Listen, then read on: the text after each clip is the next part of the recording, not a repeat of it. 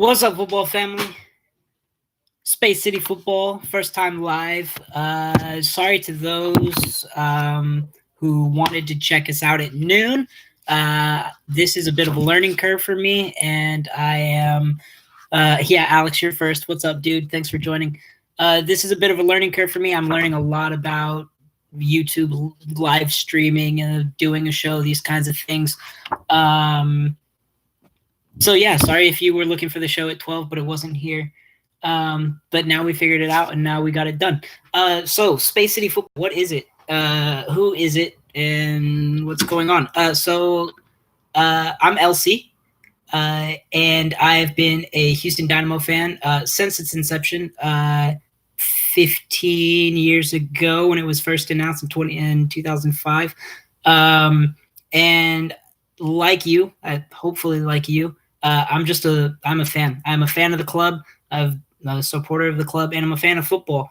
I have been blessed over the last 6 years to work in youth development football in different clubs. I've gotten to work closely with professional, semi-professional players and some of the best youth talent in Texas. I'm very proud of that. So it is a bit about my background. I am a coach here in Houston.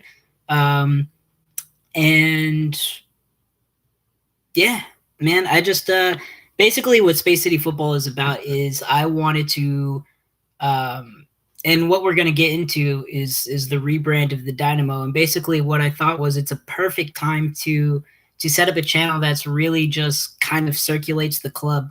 The fan base, as we know, has been lackluster is probably the absolute best word that we could use in recent years. I mean, it's been a long time since we won a title. It's been, well, since we won an MLS title. We did just win a US Open Cup a couple of years ago. But even then, we tend to see that the game attendance is pretty low. We see that I think that the Houston Dynamos just what's the word I'm looking for here? Their outreach is been a bit lacking. So that's kind of what this show is about. It's really just it's a place for us to talk about the club. It's a place that we can go.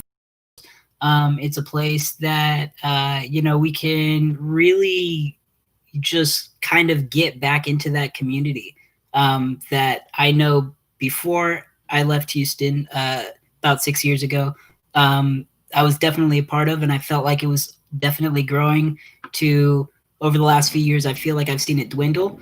I mean, that being said, there are always the diehard fans at the Dynamo games. You have amazing supporter groups like the Texian Army, El Batallon, and now we're seeing the Surge, which is kind of a younger based group. It's kind of growing now. Obviously, I'm not talking about these guys, right? These guys have been massive for the club.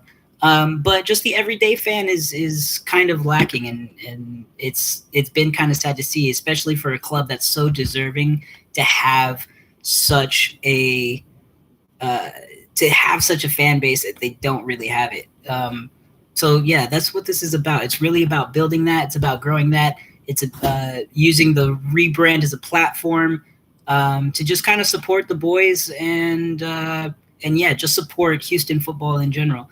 That being said, I mean, we will get into a wide range of topics. We'll talk about the Dynamo. We'll talk about the Dash. We'll talk about the MLS. We'll talk about U.S. soccer. We'll talk about youth soccer. Basically, whatever you guys want to hear about is what we'll talk about. You use the live chat. Ask me questions. Ask me about anything. If I don't know it, I'll figure it out for you. Always for the boys. Thanks, Alex. Anything that you guys want to know about, anything that you guys want to talk about, if it's pertinent and it has something to do with either the club or just U.S. soccer in general, we'll get into it. Which brings us to the very, very first point. So Houston Dynamo are exploring a potential rebrand. And I've heard a lot of mixed things, especially from the Texian Army community. People are like, man, what happens if we change the logo? What happens if we change the name? What happens if we change the colors? And I'll address that kind of each point. Number one, I think the rebrand is 100% absolutely necessary. I'm extremely excited about it, mainly because we've dropped off in our fan base over the last few years. And again, we've never been a club that has had sold out crowds, which to me is always kind of it's kind of always bummed me out because we are a sports city. I mean, that's no one will argue with that. The Texans, the Rockets, the Astros. I mean, these are teams that have sold out and continue to sell out their games. I feel like the Dynamo are always left out of that conversation. I know you guys have seen this. It's a very popular logo, and it's a sticker you can buy for your car, and I see it everywhere. Where it's like the head of the Texan with the R of the Rockets, like kind of like merged into it, and like there's like a star somehow for the Astros, and it's like the three logos kind of like mashed into one. I feel like those extremely popular clubs always kind of leave out the Dynamo, and it's been kind of now the job of faces like JJ Watt and James Harden to kind of be the voice for us, and it's really left us behind. So I mean, the rebrand, I think it's absolutely necessary. Somehow, the Houston Dynamo have to find a way to get back into those communities that are, let's face it, soccer communities. We're one of the biggest cities in the country. We're one of, if not the most diverse city in the nation. They're, just between Mexican and Central American, people that live in this city. There's tons of European influence in this city. There's tons of African influence in this city. There's people that come from very serious soccer backgrounds where soccer is ingrained, but somehow they come to this city and they're there and they follow the club, to a certain degree, but I know, based on conversations that I've had with a lot of different people, that they definitely feel left out. They don't feel like the club, extends that idea of, I guess, family or maybe just that idea of local pride. I feel like it's definitely lacking. So I think the rebrand will be huge. The colors, it's not going to change. It's going to be orange. Just because imagine trying to go through the stadium and trying to change every orange seat. It's expensive. It's time consuming. I don't see it happen. I do definitely think they will change the logo up a bit. And I've seen there's mock-ups all over the internet. If you just Google Houston Dynamo new logo, there are a bunch that are out there that are, of course, they're unofficial logos, and the club hasn't actually put anything out. These are just floating around the internet. Some of them actually look pretty dope though. And they keep with the kind of orange and black and white color scheme. Whether or not the name Dynamo will change, I don't know. I don't think so. I really don't. But it's extremely possible. The whole idea of a dynamo, like a power generator, it definitely kind of encompasses with our energy culture. I mean, I know that's why that name was kind of chosen. I don't know if people in the city necessarily identify with it as that. I think if you've followed the club for, the last 15 years and you're one of those diehard fans, I think you absolutely understand it and you see it. I don't know if if just the average fan sees it as a Houston staple. Let me put it that way.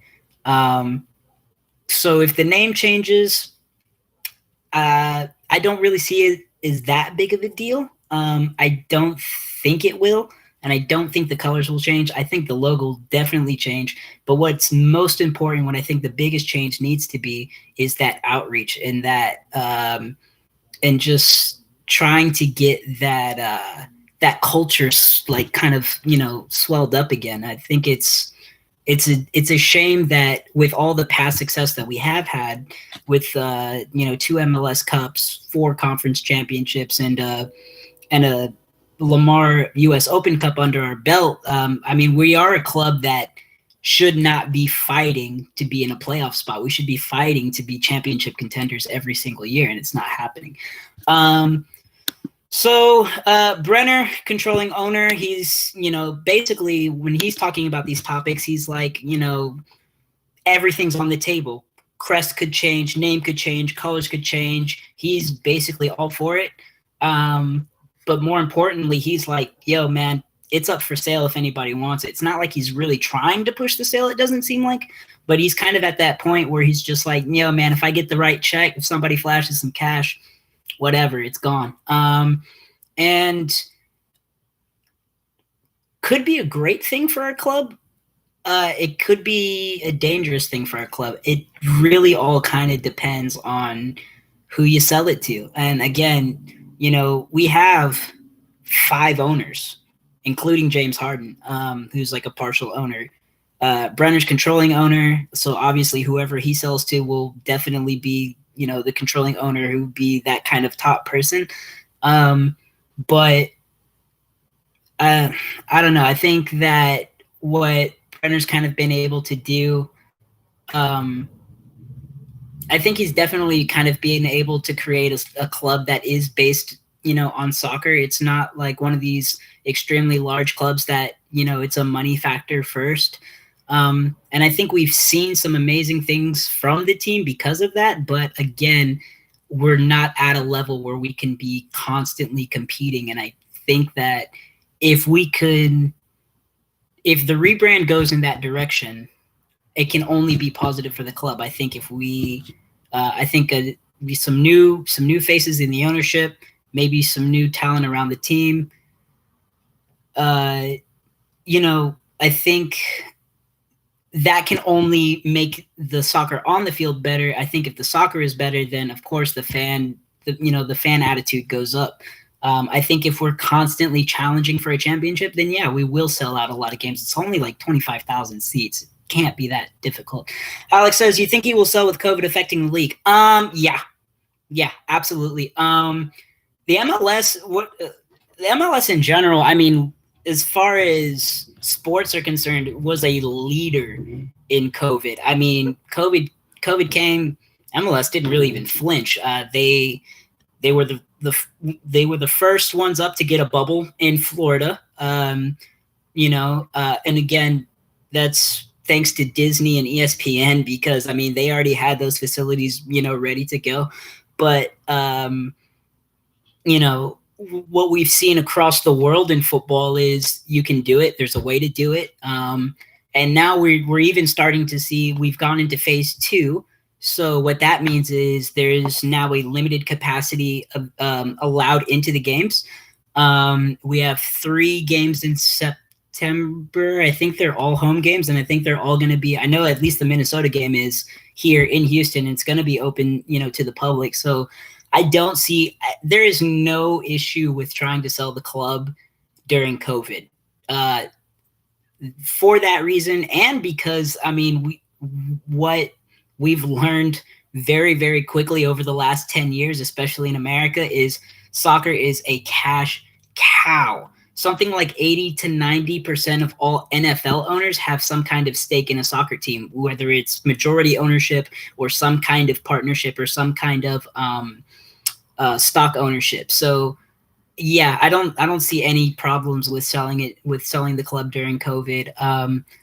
And I think the only thing that you might run into is when you come out with a rebrand and you're trying to push it, market it really hard. Then you might have some people being like, oh, well, it's COVID, so what's the point? But I think they'll quickly realize that they are allowed into the stadium now. So I think it'll kind of work itself out. I think it'll be all right.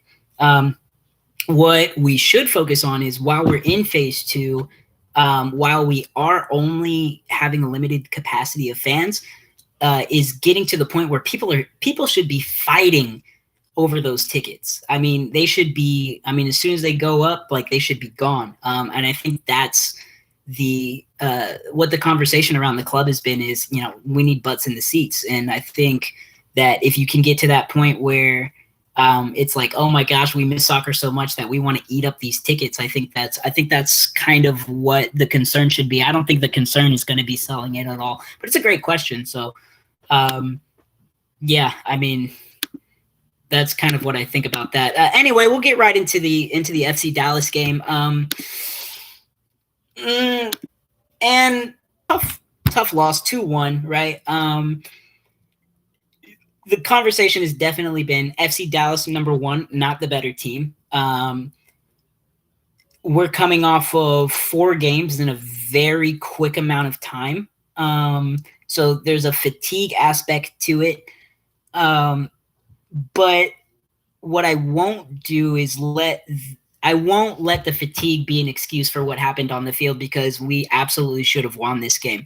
FC Dallas, let's first talk about it this way, right? So we ended the game with something like 53% possession, but there were definitely 10, 15-minute periods during the game where we were at 60, 70% possession. And this is a style that we've seen basically since Cabrera, is that, you know, it's been a kind of 4-3-3 kind of possessive setup.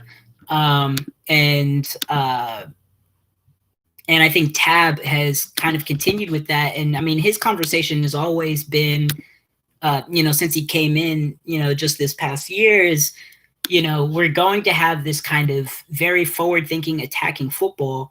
And I think that's kind of where the conversation ends, in that we have this kind of 4-3-3 style, which is, you know, it's traditionally a Dutch style. It was, you know, it was made with very possession-based thinking in mind, quickly adapted by, you know, very Latin teams or you know, Barcelona-style teams, where it's fast-paced, you know, high possession, what I've heard in many circles, what we call possession with a purpose. It's like, yes, we want to keep the ball as much as possible, but we also want to move forward, and we want to look for those chances to penetrate. And I think that that's where we definitely struggled last night, and we've definitely struggled in other areas. Not so much that we can't get into those areas, because I mean, we had 16 shots last night. That's a huge number. 4 were on target.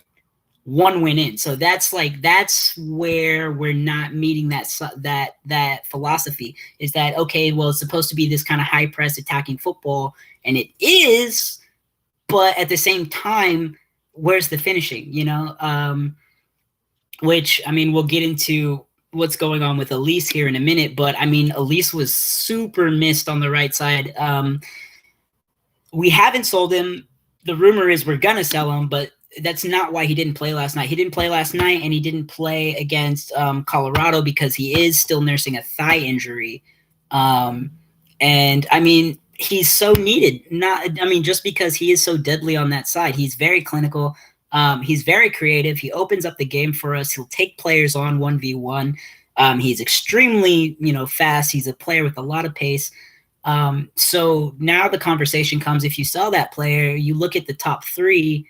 You know, we have Manotas and Quintero, who, you know, have scored many, many goals for us, but the pace isn't necessarily there. And definitely last night, the finishing was not there. And ultimately that was our downfall, because if you look at the other side of the ball, FC Dallas is, it's extremely direct. You know, it's old school style English football, or what's kind of been come to known as American football, where it's like kick it up, hope for the best, kick and chase, long balls, very direct. You know, it's not very creative. It's not, there's not a whole lot of combinations being created on the field.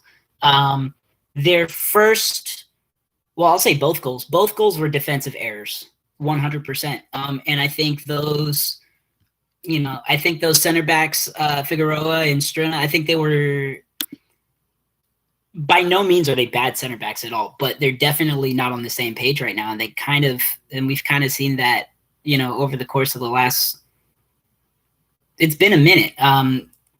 You look at the first goal, it's it's they're trying to clear the ball. It's in, it's in and around the 18. It's being juggled a lot. It's kind of a desperate header to get it out. It doesn't go far enough. It lands right at the foot of I'm gonna look it up here. What the heck is that guy's name? Was it Jara?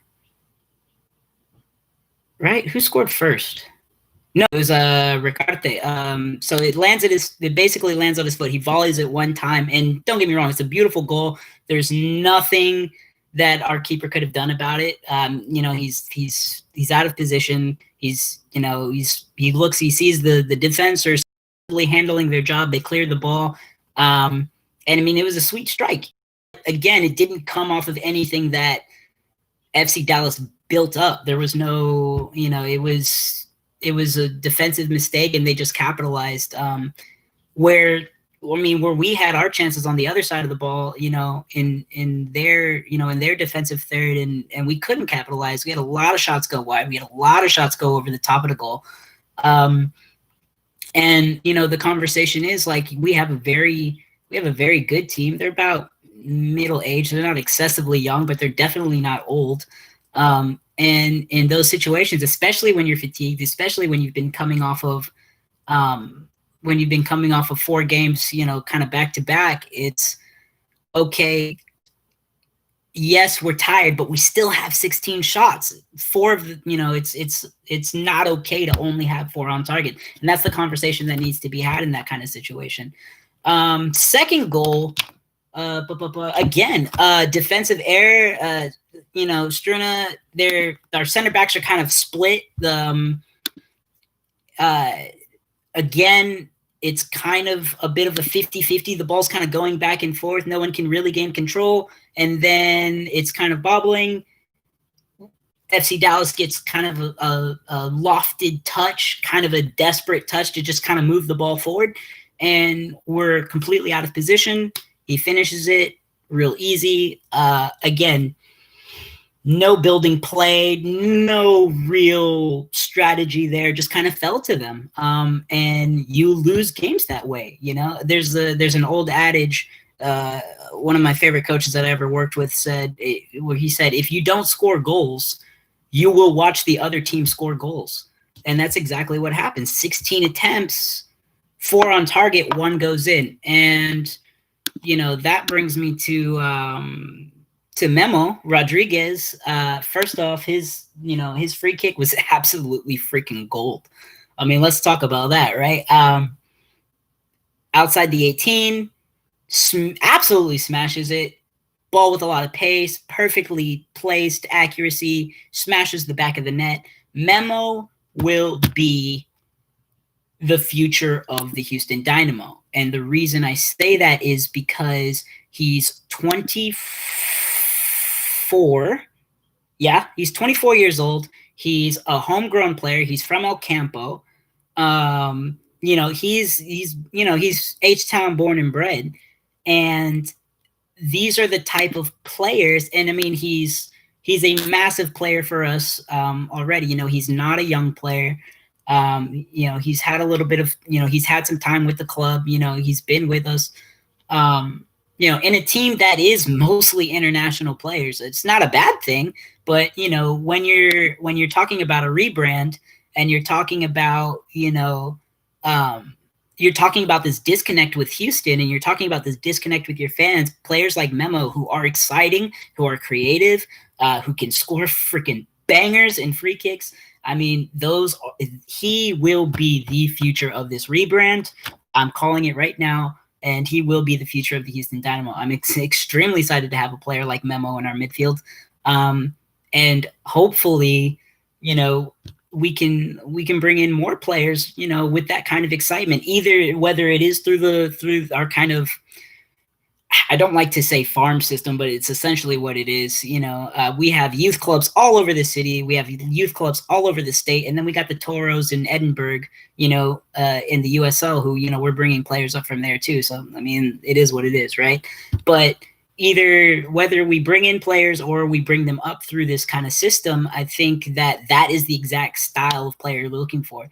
And if you can find more, kind of greater Houston area players, I think that's just, I think that's most important. I think that's just the most important thing. Let's talk about Elise for a second. Transfer news on Albert. Man, La Pantera.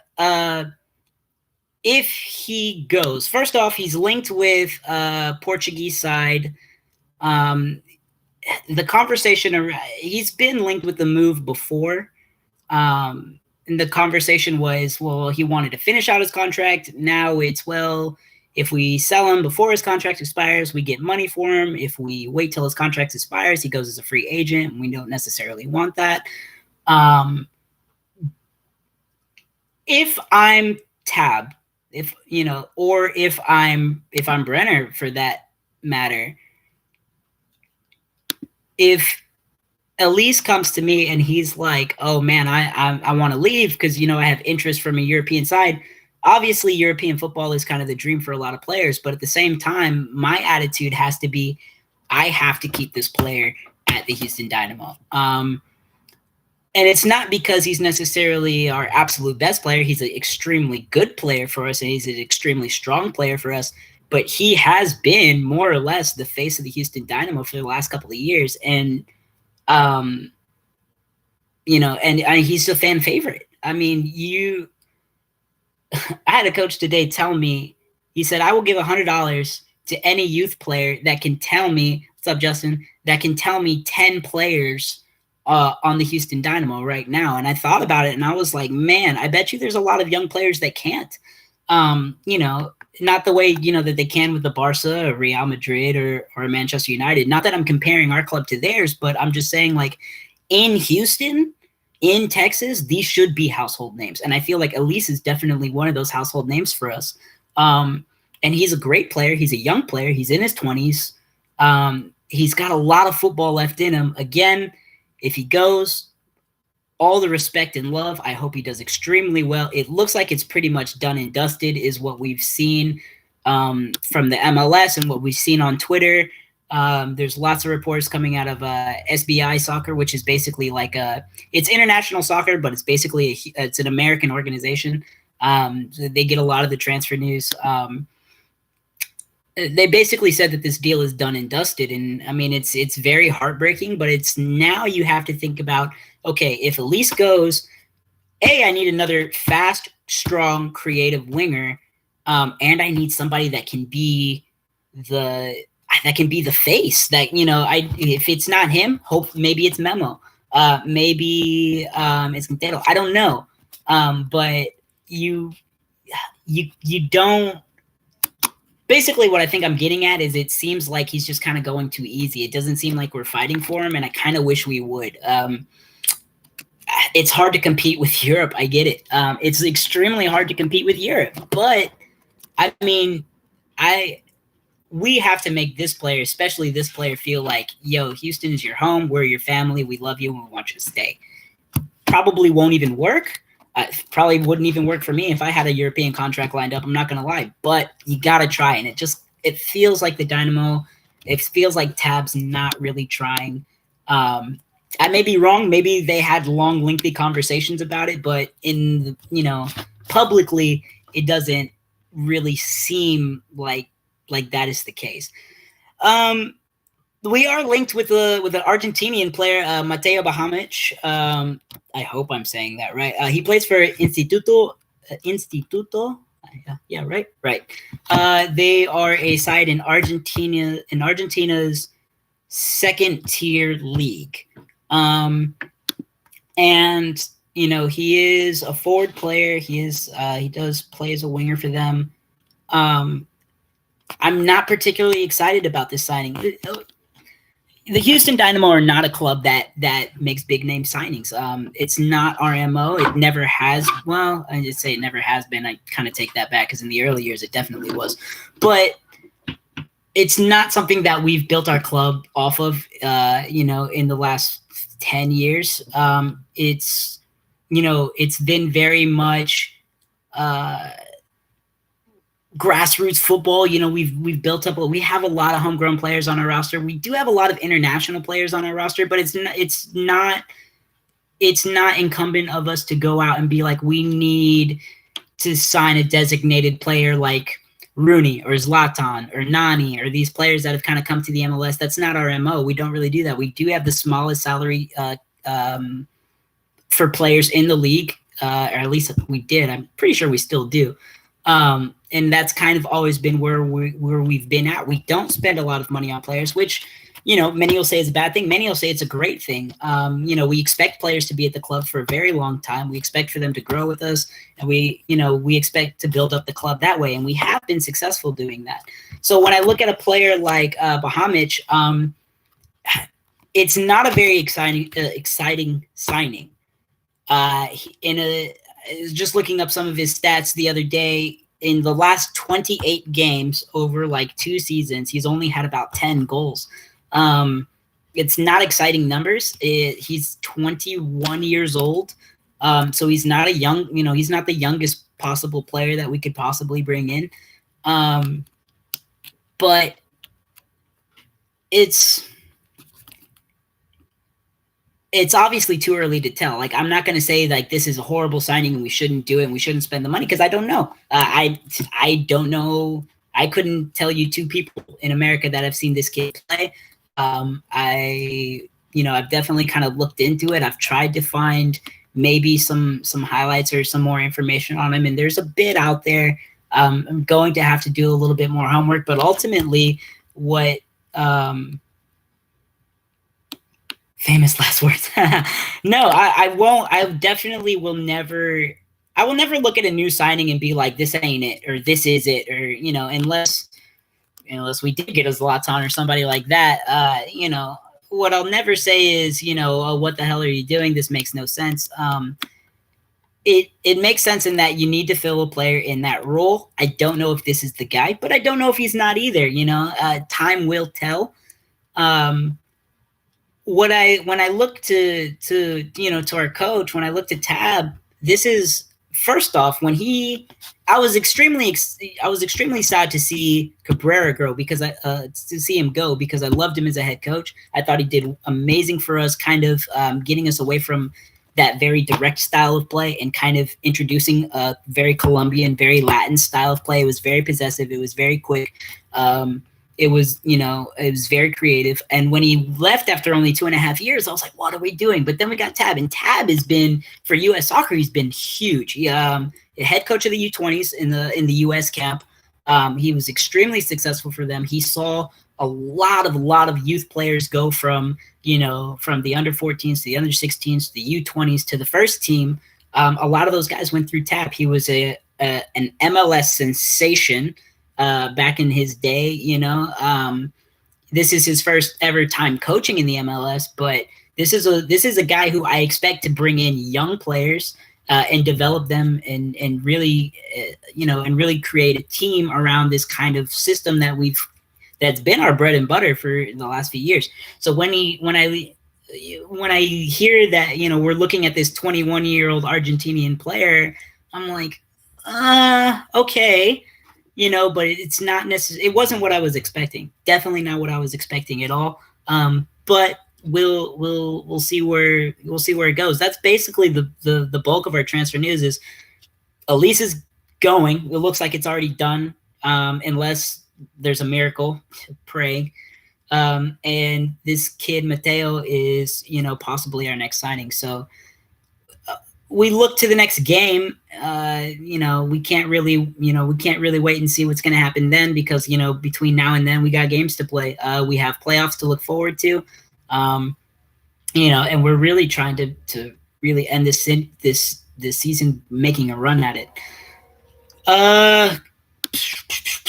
Guys, if you're just joining us, welcome to Space City Football. I'm LC. Basically what we've been talking about, the rebrand around the Dynamo.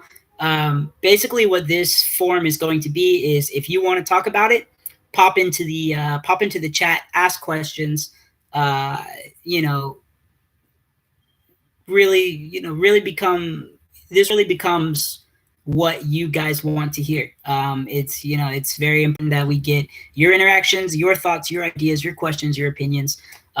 So that's what we want to hear, and or that's what we want to see from you guys. Before I say anything else, hit that subscribe button, like the video, and let me know how I'm doing. If you think I'm all right, I'll keep going. If you think I'm a complete prat, well, I'll just shut it down, delete the page, and you'll never hear from me again. But let's face it, I can't stop talking, so that's not going to happen. But next game against Minnesota FC. Again, I'm never going to be that one. They're actually playing right now, aren't they? Yes, they're playing against Kansas, 0-0 in the 75th minutes, which to me is shocking because I don't really see Minnesota as a good team. They're a very young team. They're a very pacey team.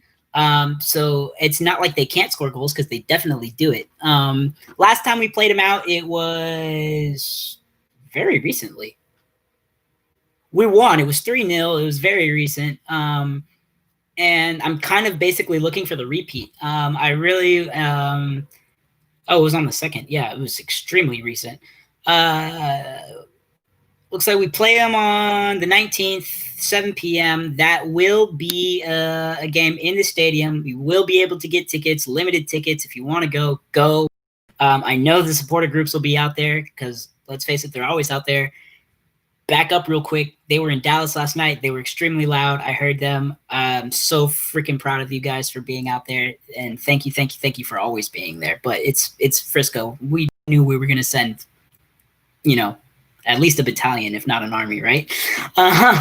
So anyway, Minnesota FC, look, they're very young. They're very pacey. It's basically the brunt of their success is that they're able to kind of physically outlast a lot of teams in the MLS, but again, because they are so long, they do drop a lot of points. Basically, they drop a lot of points to technical mistakes on the ball. It's not like they ever they're never bad tactically, but those key moments that you need for those final balls to kind of find those key passes and find those scoring moments, they don't really come up with. So I am expecting a win against Minnesota.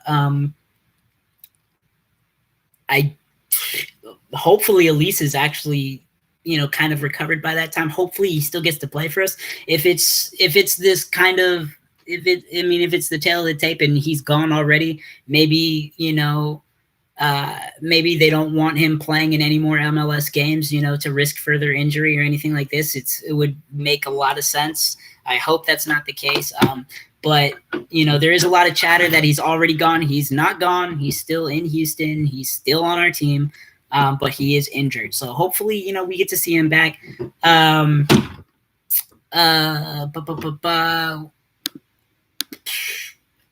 I don't know. I don't expect a lot of problems from this game.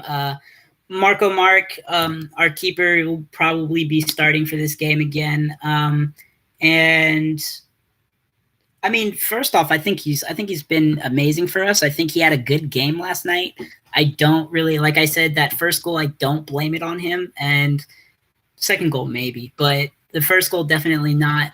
I think it's not that we're weak in the back per se. I think it's that we can't find those final balls, and I think we squander a lot of chances.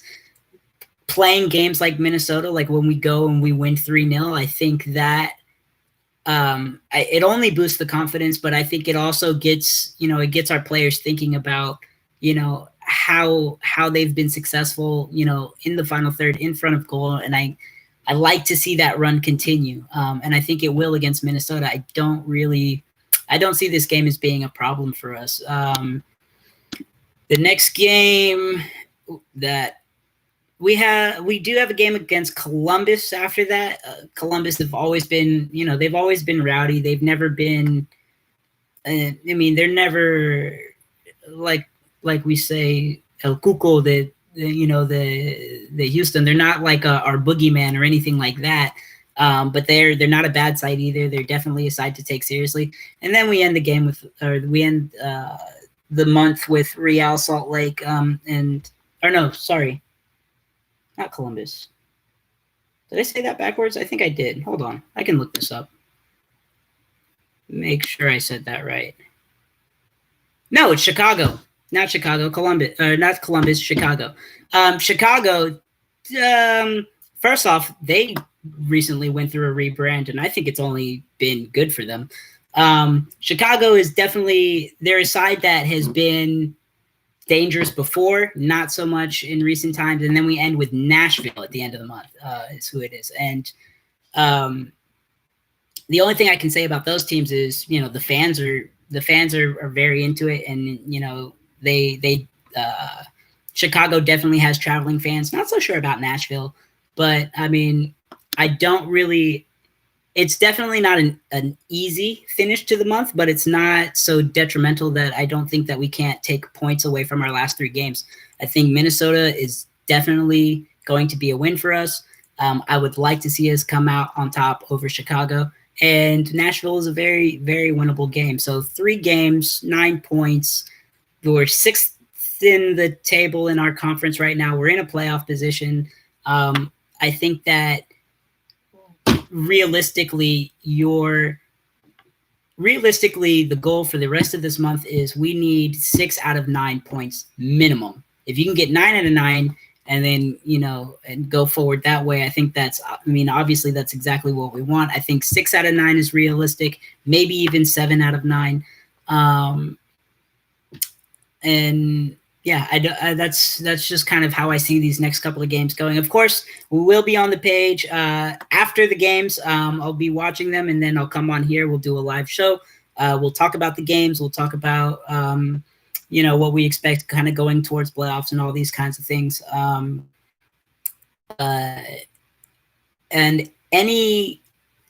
basically the way that this stream will be set up is after every game, I'll come on here and I'll say something basically after every game. I want to do this at least once a week. If there is some kind of crazy news out of the camp in the middle of the week, I'll jump on here. I'll do a quick show and we'll talk about it. And again, it all will stem from the live chat. Whatever you guys want to talk about is exactly what we'll talk about. But I definitely will bring to you the news from the club as soon as I get it. You know, there's a lot of resources out there. There's a lot of sources that are easy to follow, that this channel will follow. So it makes sure that we kind of get that information to you as soon as it's available, maybe even before it's available. We'll see how this goes. I kind of want this to be this to be that outlet for the club. It's, you know, at this point, you know, there is no association with us in the Dynamo, but I very much kind of have a dream of maybe it will be. I think that if anything, this show should be the fans' first stop in Houston Dynamo news, and I hope that it gets to that point, and that is kind of the dream. So I'm glad you guys stuck with me. I'll probably wrap it up here unless there's any more questions from you guys. Throw in something right there. But at least once a week, you'll see for a show from me, maybe twice a week if we get some awesome news. We'll be looking at what happens with Mateo Bahamic if he comes. And he's actually linked with another European club, too. He was linked with Sunderland before the Houston Dynamo made a bid. Sunderland's not a great team, but they've had American players before, and they've stolen American players before. So it's very realistic that an Argentinian player might look at Sunderland and be like, yeah, that's even better. So I don't know. Hopefully we don't lose him. There. But so keep you up to date with what's going on with Mateo. Keep you up to date with what's going on with Elise. And of course, keeping a very, very close eye on this rebrand. Already on the Houston Dynamo Instagram page, right? Or their Facebook? No, their Instagram page. The logo, the Houston Dynamo logo, kind of went from an orange to a yellow. And that was right around the same time that they announced the rebrand. I don't know if that has something to do with it or not, but it's just, I mean, those little kind of details, as soon as we see them, we talk about them, you know, because it really could mean anything. But yeah, keep it here. leave any comments in the page, anything you want to know about maybe for next time. I appreciate you guys that are watching, that came out and watched this first stream. Again, sorry that it didn't happen earlier today, but YouTube technical issues, whatever you want to call it. So yes, thank you so much. I appreciate everything. Dale Dynamo. Vamos.